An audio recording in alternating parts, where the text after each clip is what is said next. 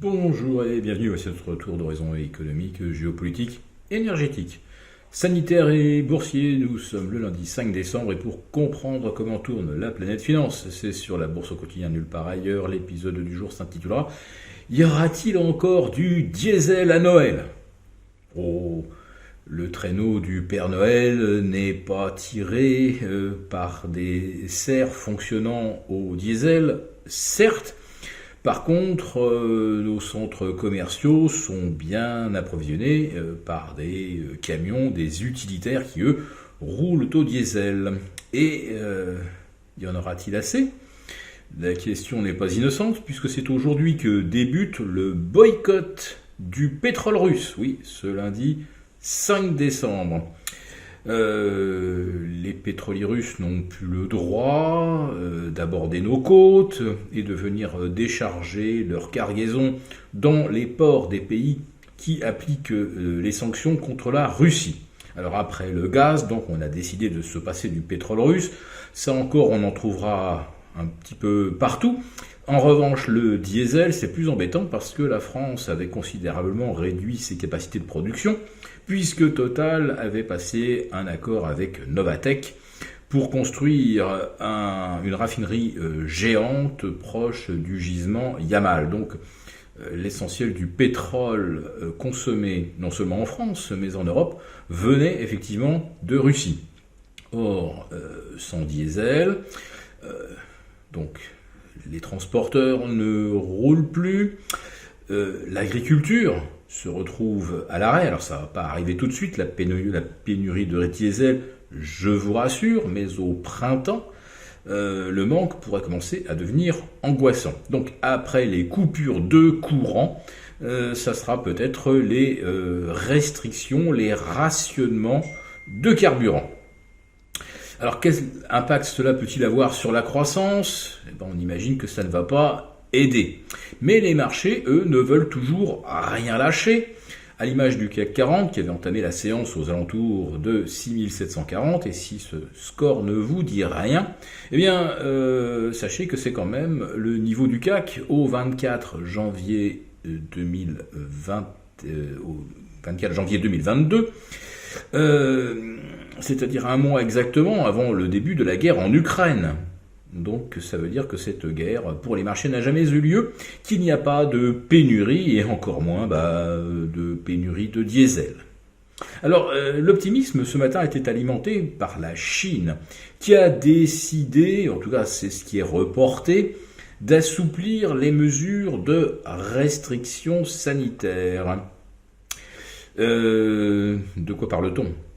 Alors c'est vrai qu'il y a des villes qui étaient complètement confinées, et maintenant on laisse sortir les gens pour peu qu'ils produisent un QR code vert à des checkpoints qui sont installés sur tous les axes de circulation, ce qui crée d'ailleurs des embouteillages effroyables sur les autoroutes et sur pratiquement toutes les routes où ces contrôles sont pratiqués. Et puis la Chine, qui va peut-être abandonner le zéro Covid officiellement, poursuit l'installation de ces camps d'isolement sanitaire, des camps géants. Et d'après le recoupement des témoignages qui viennent de Chine, les capacités d'accueil se chiffreraient en millions, peut-être en dizaines de millions. Alors, on peut peut-être abandonner le zéro Covid, mais si vous avez 5-10 millions de Chinois mis à l'isolement, ce sont autant de Chinois qui ne produisent plus, qui ne vont pas à leur travail, bien sûr, et puis le fait de vivre constamment avec cette épée de Damoclès, d'être testé à son arrivée, à son bureau ou à son atelier, et puis de ne pas rentrer chez soi le soir. Je pense que psychologiquement, c'est terrible pour les Chinois, ça ne doit pas leur donner beaucoup envie de consommer. D'ailleurs, on observe une baisse de la consommation. Mais la Chine n'est pas la seule en cause, puisque en Europe aussi, on observe une contraction du commerce de détail.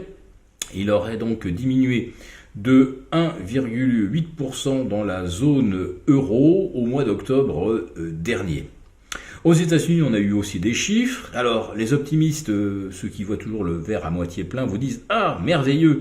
Lors du long pont de Thanksgiving, de la grande orgie consumériste, des soldes, du Black Friday et du Cyber Monday, les ventes ont progressé de 2%. Oui, mais l'inflation, elle est actuellement à plus 8 ou plus 10. Autrement dit, pour qu'on ait maintenu le niveau de la consommation de 2021, il aurait fallu effectivement qu'on enregistre des dépenses de plus 8%, puisque les prix ont augmenté de 8%. Donc, vous voyez que ça commence à coincer. Et puis ça coince également dans l'immobilier, où les ventes de logements neufs sont en chute de moins 40% par rapport au mois d'octobre 2021.